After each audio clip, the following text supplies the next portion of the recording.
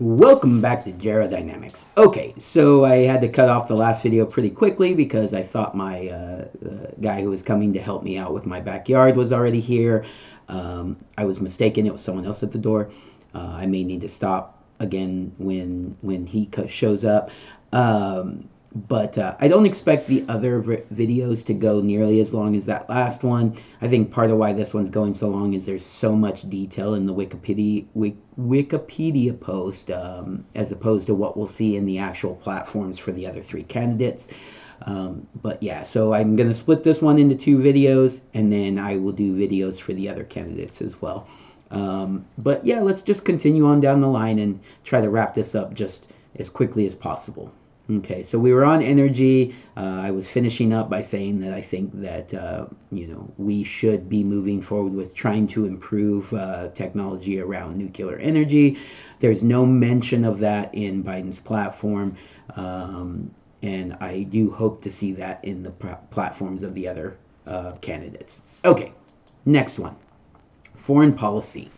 Biden has been described as presiding over the most transformative phase in U.S. foreign policy in decades and has made strengthening American alliances to ensure a position of trusted leadership among allies to counter Russia and China, and ensuring that no other world power should surpass the United States in the military and economic spheres, a focus of his presidency. Biden noticeably sought to reduce U.S. military presence in the greater Middle East and withdrew troops from Afghanistan, after which the Taliban seized control.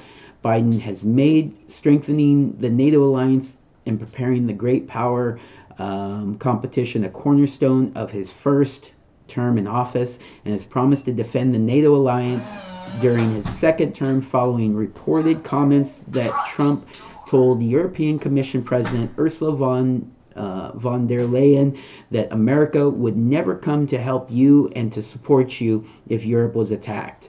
Biden has described modern geopolitics as the battle between democracy and autocracy. Biden has promised to continue supporting Ukraine following the Russian invasion of Ukraine and Israel following the 2023 Hamas-led attack on Israel, describing them as vital to U.S. national security interests. By March 2024, Biden has become increasingly critical of Israeli Prime Minister Benjamin Netanyahu and the humanitarian crisis in Gaza, and has authorized airdrops of air aid and announced the construction of a military port to facilitate and delivery of aid to the enclave. So the biggest reason that I won't be voting for Biden is this.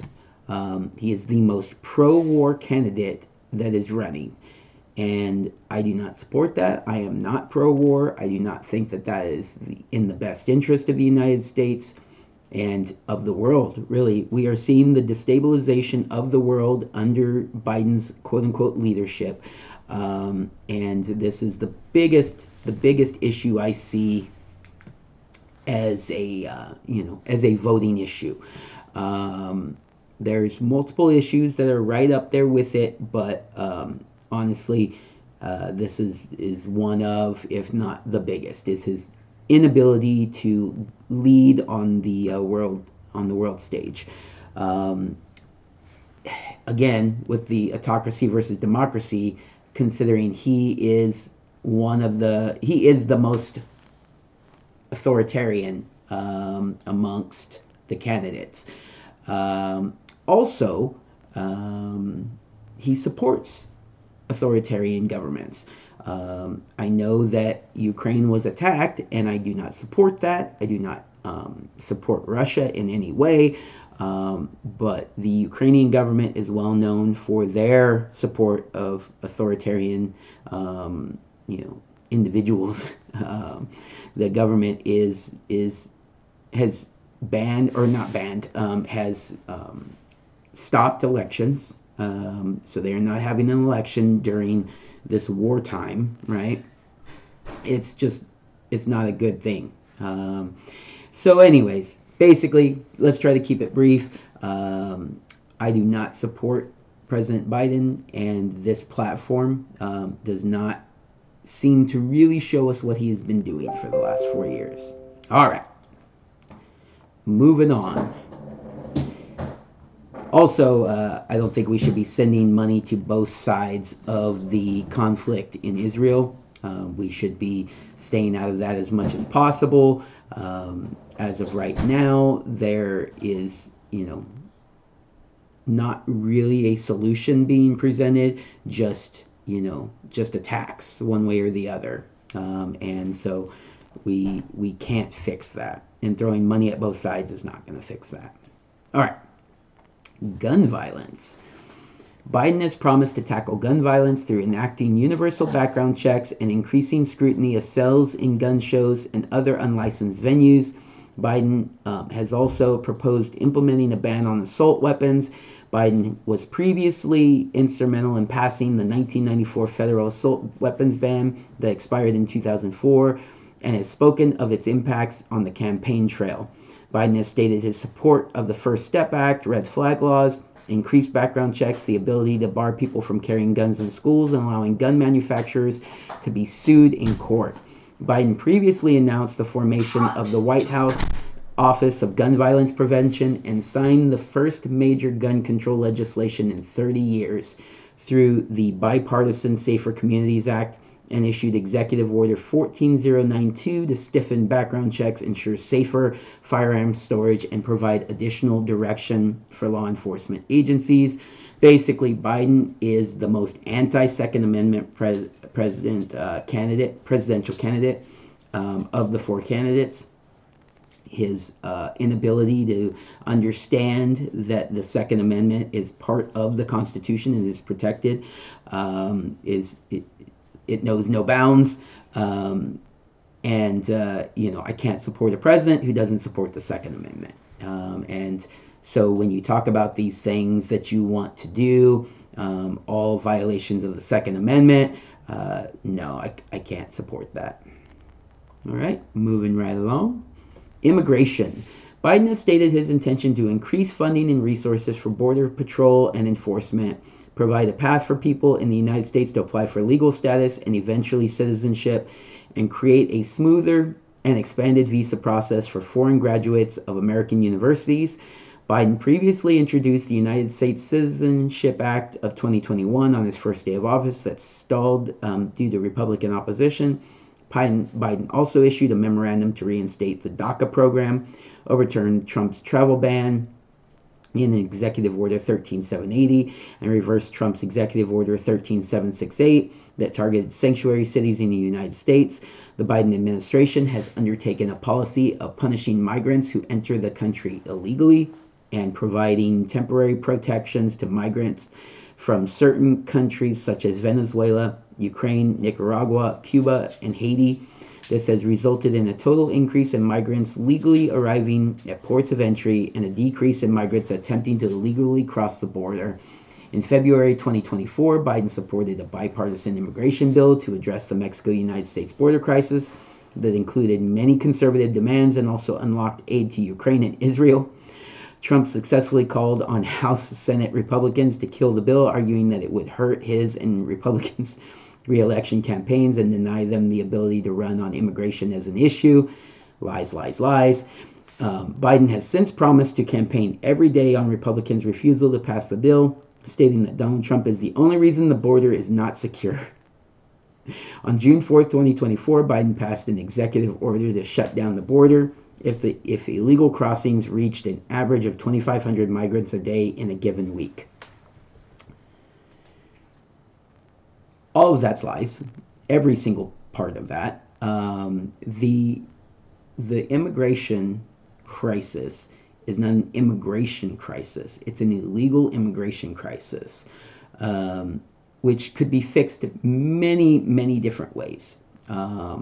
But just not preventing people from crossing the border illegally is not one of them, obviously, as we've seen from a massive increase in illegal immigration crossings. It says decrease.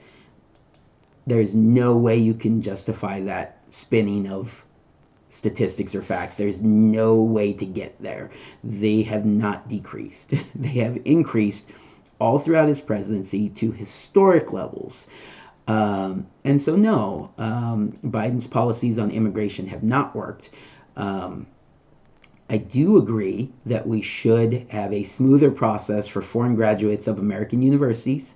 Um, I do believe that we should go through a process of allowing legal status to people who come here legally, but the people who are here illegally by their own means, who came here illegally themselves, should have to leave and come back.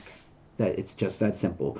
And if you don't self-deport yourself, um, so that you can come back in through the legal process, which should be streamlined and made a lot easier, then if you're deported by force, then you should not have the ability to come back easily.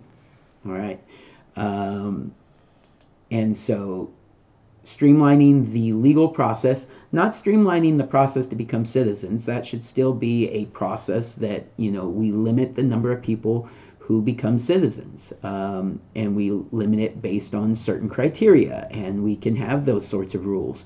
But allowing people to come here and be here as legal migrants, who have, legal rights here that, aren't necessarily citizens, is perfectly reasonable.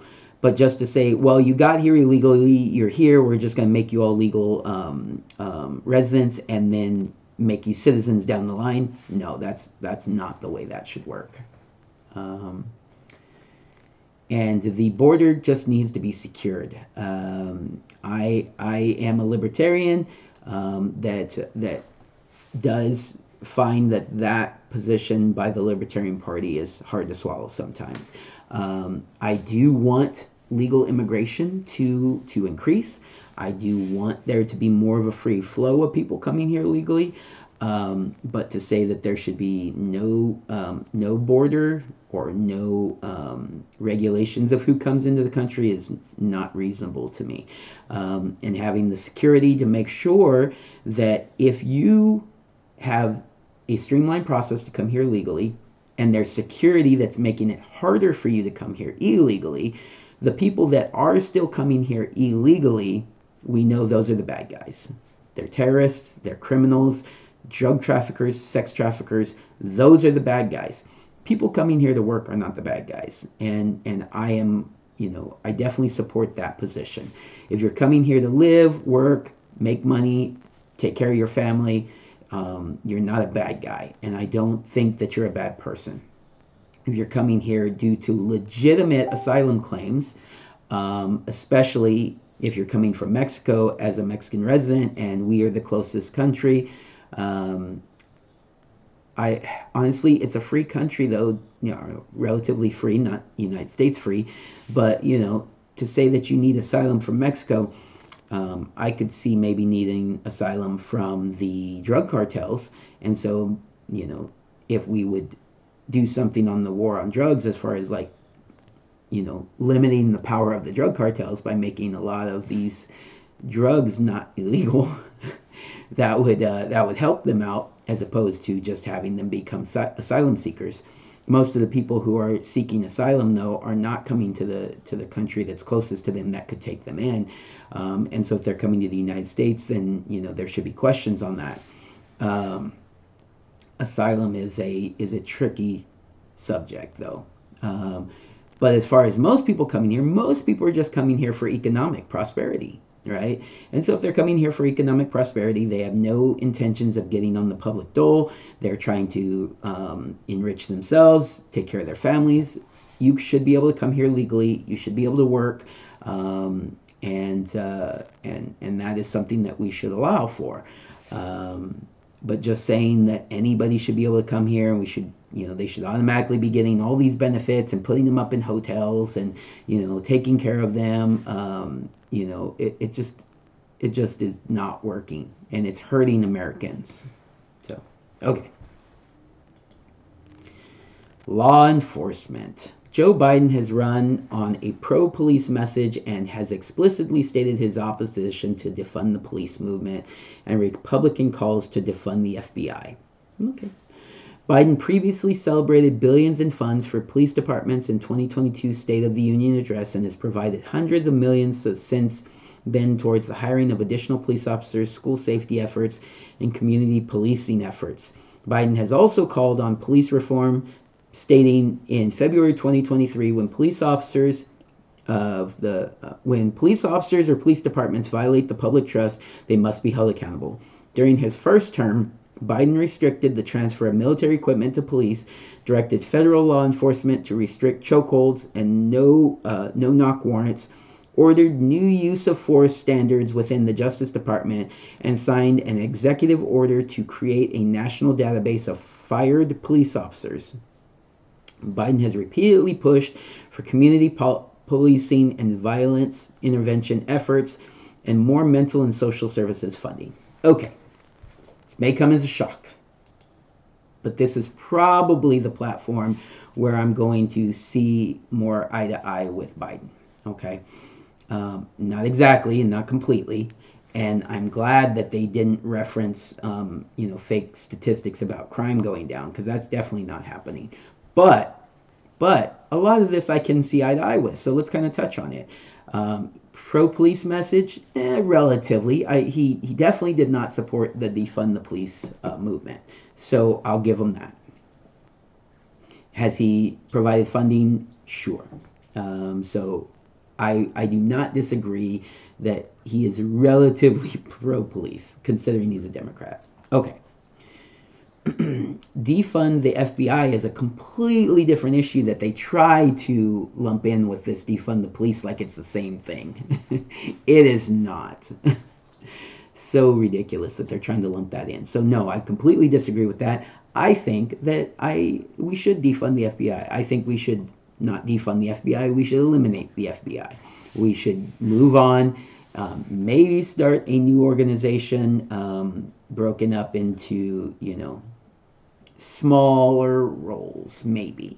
But the FBI as it is a corrupt organization that has led to a lot of the problems in this country's history since its founding. It is not safe to have it, and it is a organization that we could do without. So, yes, eliminate the FBI. So I disagree with him on that. All right. Funding. I wish we didn't spend so much as a country in general, so I'm not going to dwell on that too much, but I don't really agree with a lot of the spending. But spending on police force is at least one of the reasonable things that we should be spending money on. Okay. All right, let's talk about this. Police officers, school safety efforts, and community policing efforts. All of that I agree with. We should have some additional police officers. They need better training, a lot better training. School safety, we should have officers in schools. We should have, someone whose job is to not. A lot of their role is policing the students, though, and I don't really care for that as much. I think their focus should be on defending the students. But as a side note, you're defending the students by defending them from each other, kind of thing, right? But we shouldn't have schools that are like this prison system, basically, where they're guarded, and they are having a lot of overburden put on them by having too much police presence. So it's kind of a fine line. Okay. Police reform, I agree with police reform. We definitely need to make it so that they can be held accountable more often for their actions, especially when their actions are illegal. They don't need a huge amount of military equipment. I do agree with that.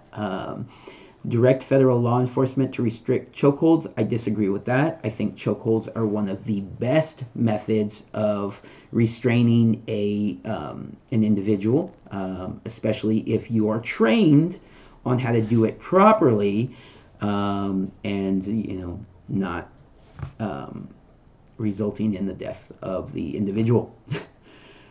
If you're trained properly, you can apply a chokehold and then release it when it needs to be released, they will wake up when it's time to wake up.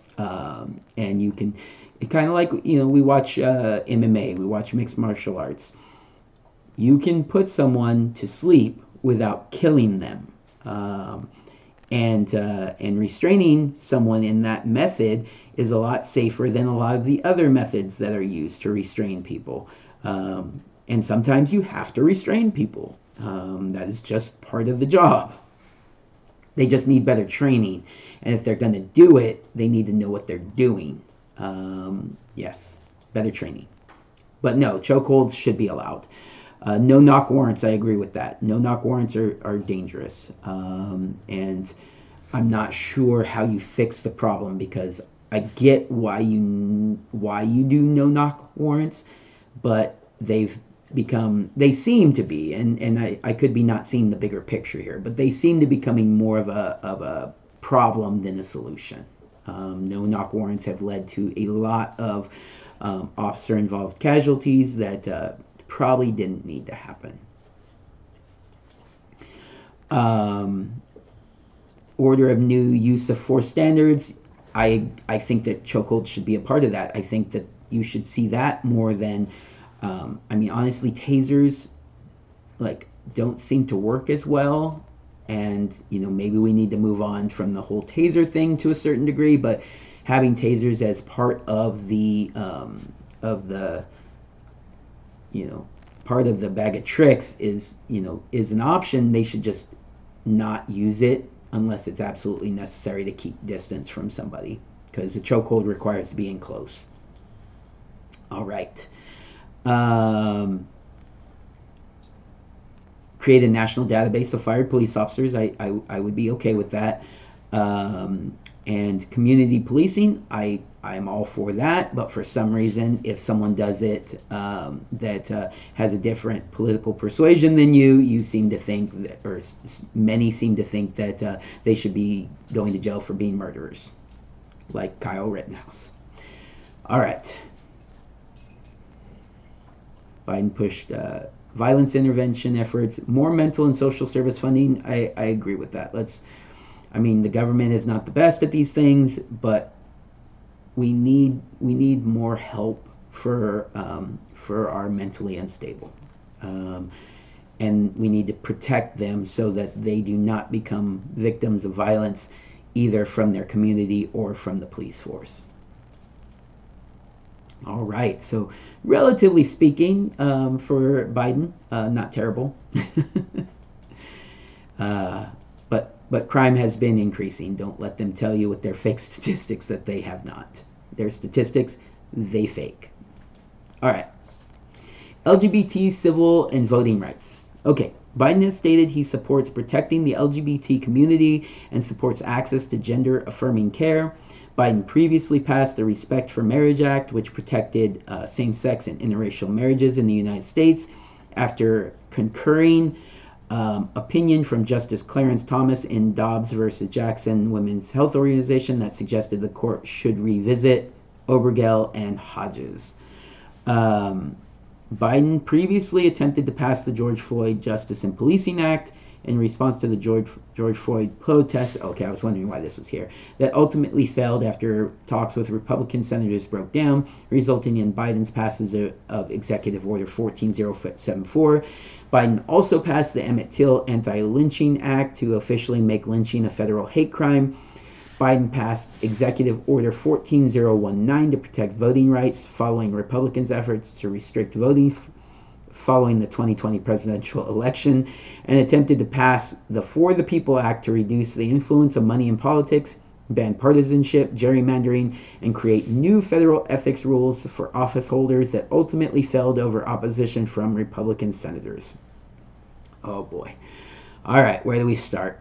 At the top. Biden has stated he supports protecting the LGBT community and supports access to gender-affirming care. I support the LGBT community. I do.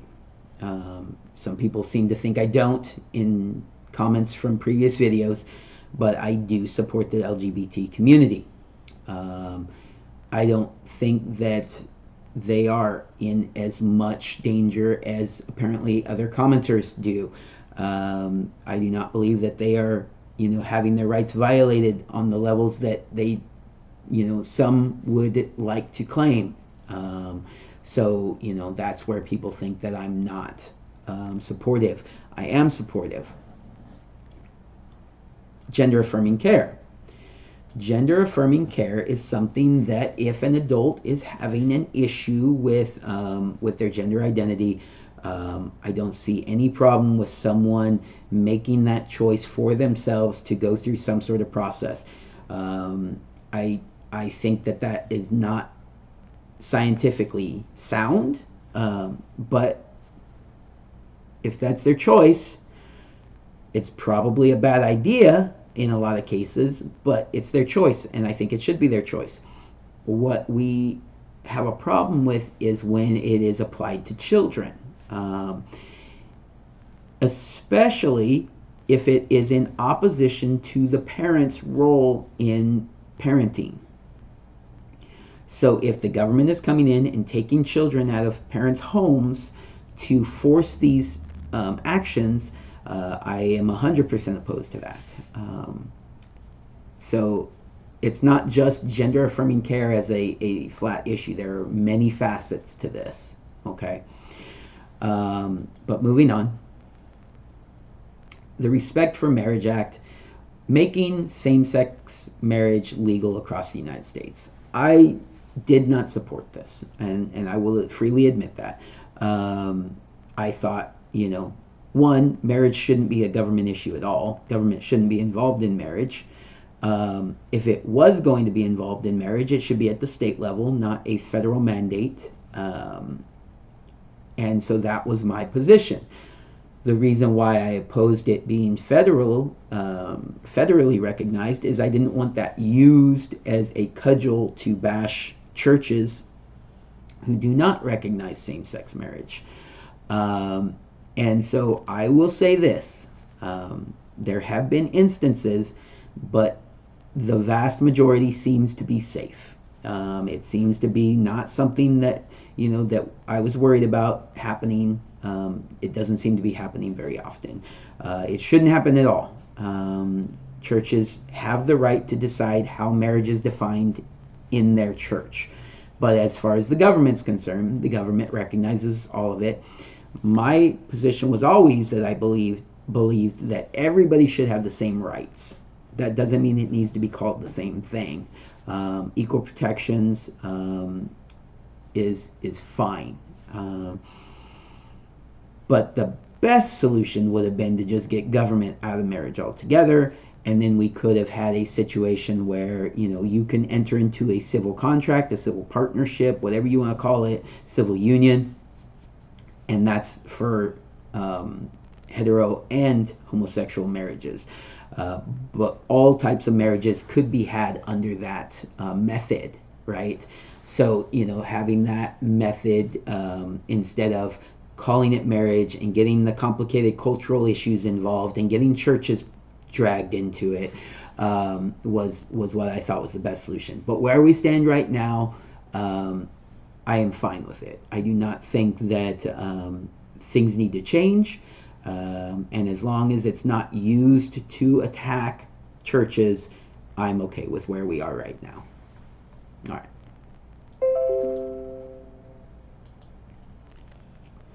Let's take a look at this. And also, obviously, interracial marriage. No one thinks that interracial marriage should be illegal, other than, a handful of supremacists, and not just white supremacists, by the way. Supremacists and race supremacists who think that the races shouldn't intermingle. But there is not a movement, legal or otherwise, to get rid of interracial marriage. Don't let them gaslight you. Okay. Biden previously attempted to pass the George Floyd. Okay, so some of that stuff is good, some of that stuff is bad. The reason why it broke down was because they had a bunch of information in there that really had nothing to do with it. George Floyd is a controversial topic all on its own. Um, and I don't really want to dive into that. That's a whole separate video, I think. And I think I've probably done a video on that before. But if not, maybe I should. But yeah, so switching it over to an executive order is fine. The Emmett Till Anti-Lynching Act, lynching is already illegal, and classifying it as a hate crime just seemed redundant, but fine. You know, it just, hate crimes aren't real. They're just crimes. I don't understand, you know, why it has to be specified as a hate crime, because by doing so, oftentimes you're discriminating against people who aren't supposed protected classes. So it just doesn't make sense to me to have something be called a hate crime. It's just a crime. Lynching is a crime.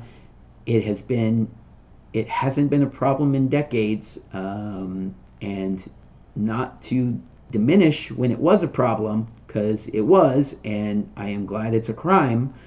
I just don't see the point of this, but there are worse things. All right.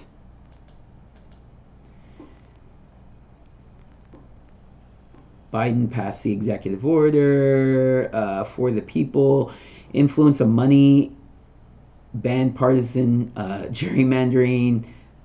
So this coming from a man who has been a politician for over 50 years, right? At this point, he's been a politician for over 50 years.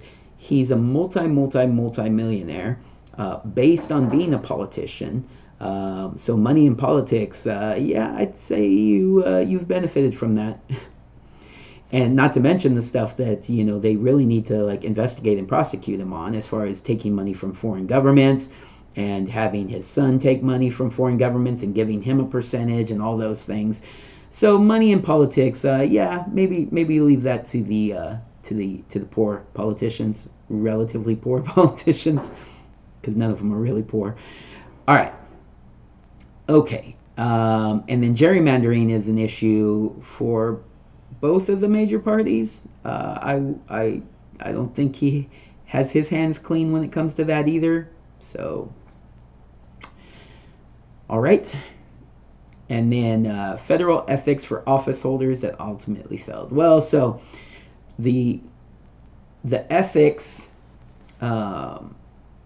could be all lumped into my previous video of term limits. let's get some term limits going. That's your ethics right there. All right. So social services and healthcare. Let's try to get through this fast. This is taking long. Biden has promised to include the remaining pledges left out of his Build Back Better Act, owing to resistance from senators that ultimately resulted in the Compromise Inflation Reduction Act. Both were terrible, by the way, because, yeah, none of them reduced inflation or built anything better. These include offering 2 years of free community college. That's silly. Offering universal preschool. Also, yeah, no. And limiting the cost of childcare to 7% of income for most families. Yeah, okay. Biden has also signaled his intention to resuscitate the expanded child tax credit. Okay. Initially passed in the American Rescue Plan Act of 2021 to $3,000 for children over 6 and $3,600 to children under 6. Okay, all right, I could support that. Which previously resulted in a roughly 30% reduction in child poverty. Okay, so there's another whole section on taxes, so I'll just save all that to mostly be discussed there, because we need to completely reform our tax system. But as the tax system is now, increasing the child tax credit, I can support that. Okay. Biden has promised to protect and defend the Affordable Care Act. It needs to be revamped also. It would be nice to just get rid of it altogether, but if it's going to be in place, they need to give protections to people in certain situations that weren't given to them. Anyways, that's a whole other video that I think I've talked about before. All right. After Trump commented he would seek to replace the law if he wins a second term, he didn't in the first term, so I don't have faith in him for that. And Republican senators expressed openness to repealing certain sections of the law. They absolutely should. Certain sections do need to be repealed or rewritten or reworked. Biden has promised to defend Social Security and Medicare. By defending it, he means letting it collapse. Following comments made by Trump during March 11, 2024 interview that suggested he was open to cutting the entitlement programs, they need to be revamped, otherwise they will be cut by the fact that they've collapsed, which Trump campaign later said was merely referring to cutting waste. They need to be pulled out of the general fund immediately. That's the first and main solution to fixing the problem. Pull them out of the general fund. Stop stealing the money from the Social Security fund. If it's going to be there, stop stealing it. Both parties, but Democrats, I'm talking to you. Biden has also signaled his intention to expand the price cap on the cost of insulin. Okay. For Medicare recipients, that makes sense, I guess, for Medicare recipients, enacted as part of the Inflation Reduction Act. Again, it didn't reduce inflation, to private insurance. Biden previously signed one of the largest expansions in veterans benefits in American history. Okay, I can support that. Through the Honoring Our PACT Act of 2022, PACT Act. Let's talk about that in taxes. That provided medical care for veterans exposed to the toxic burn pits. Okay. Taxes and deficit reduction. Biden has shared plans to increase taxes on the wealthiest Americans to fund social services and reduce the deficit. Neither one of those things happens by increasing the tax rate. It just doesn't. So I've had full videos on taxes. Biden has proposed raising the top tax rate to 39.6%. That will hurt, not help. The corporate tax rate to 28%. That'll definitely hurt. And the stock buyback tax to 4%. Ridiculous. Biden has proposed a billionaire minimum income tax. That is just retarded. That would target 1/100% of Americans, roughly 700 billionaires. That would raise over $361 billion over 10 years, which is nothing, by the way. We've talked about him spending more than that on individual policies in 1 year, not over 10 years, by ensuring the wealthy pay a minimum tax rate of 20%. Okay. Biden previously implemented a 15% minimum tax on companies with annual income exceeding $1 billion. As part of the Inflation Reduction Act, Biden provided a one-time funding boost of $80 billion to the Internal Revenue Service to modernize its systems and hire additional staff to reduce an estimated $688 billion tax gap in uncollected payments by increasing audit rates of the wealthy and tax evaders. That's not what it did. I know. On January 12, 2024, the IRS announced that it collected more than $520 million in back taxes from delinquent high-income individuals, complex partnerships, and large corporations due to increased funding from the Inflation Reduction Act. The vast majority, and you can tell this is true by the way that they argue with you, arguing about bringing in all of those auditors. The vast majority of the funding went to helping clerical type processes, hiring people to process paperwork, that sort of thing. It did not go to increased enforcement on wealthy individuals. In fact, much of the enforcement went to your standard IRS enforcement, which typically focuses on credits such as the earned income credit, child tax credit, the recovery rebate credit, the child independent care expenses credit, all of these credits that mostly go to low-income individuals.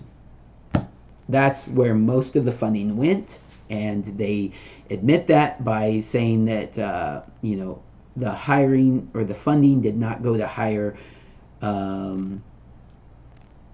auditors at the tens of thousands that was originally announced. Let's go back to the PATH Act real quick. The PATH Act was a good idea in theory. or this portion that I'm about to talk about of the PATH Act. There's multiple aspects of it. It was a good idea in theory, but they need to revamp it. Currently, the PATH Act will impact individuals who have children where they apply for Social Security numbers, and those Social Security numbers take longer to process for multiple reasons, adoptions, a child born December 31st and, the office is closed because of COVID, these sorts of things, right? So if the process to get the Social Security number takes longer than the due date of the return, with extensions, you can extend that to October, but then you have to wait to file your return until October 15th. You do not qualify for credits for your child. And so that should be reworked. What they were trying to do is prevent people from going back. For the refund statute, it's 3 years, going back and filing 3 years of tax returns once they finally got a Social Security number for their dependent that has come over from another country, and they would get these massive tax refunds because it was 3 years of earned income credit and child tax credit because they finally got a Social Security number. That's what they were trying to prevent, that sort of thing. Makes sense to me, but it was so wide and vague that it has impacted people who have applied for Social Security numbers prior to the due date of the return, and it just took longer than they filed their return before they got the Social Security number finalized, and now they're not allowed to get those credits. Some of that stuff needs to be reworked. Anyways, that's going into the weeds because that's something that I know about. Okay. In general, our tax systems need to be revamped completely, and we're not going to get that with Biden. Things are just going to get worse with Biden. They just will. All right. Campaign finances. Okay, I'm not going to go into this. All right, we're going to leave it at that as this platform. What other issues should we have talked about? Maybe when I go through the platforms of the other candidates, I'll be able to see something that maybe I should have addressed about, what I think Biden's position was. Overall, Biden is the politician that I disagree with the most. He's the most authoritarian of the politicians, the most pro-war, the most pro-abortion, the most pro illegal immigration, crime, and he is the candidate that I'm just not going to vote for. So let's go ahead and move forward with some videos about the other three candidates. All right, everybody, take care. Have a good day.